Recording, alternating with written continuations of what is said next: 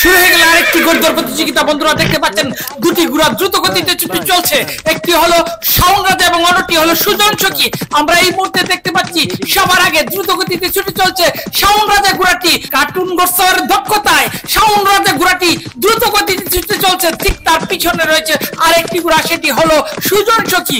আপনারা দেখতে পাচ্ছেন চমৎকার একটি গোড়দৌড় প্রতিযোগিতা।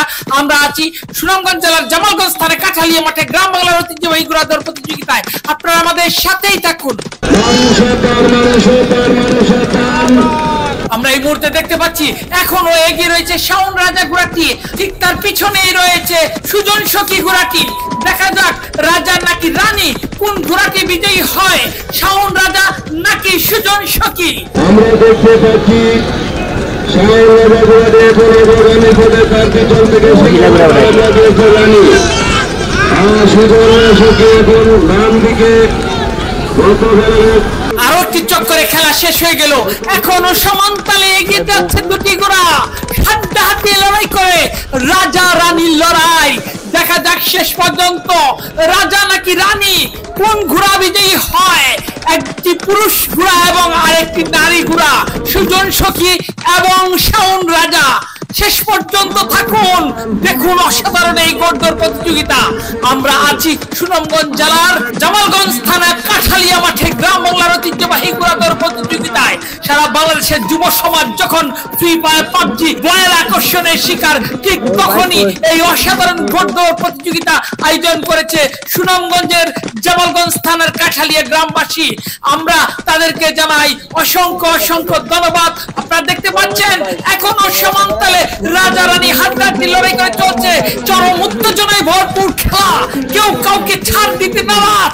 আমরা দেখতে পাচ্ছি দুটি ঘোড়া একদম হাড্ডাহাড্ডি লড়াই করে চলছে, একদম সমান তালে চলছে। দেখতে দেখতে আরো একটি চক্কর শেষ হয়ে গেল।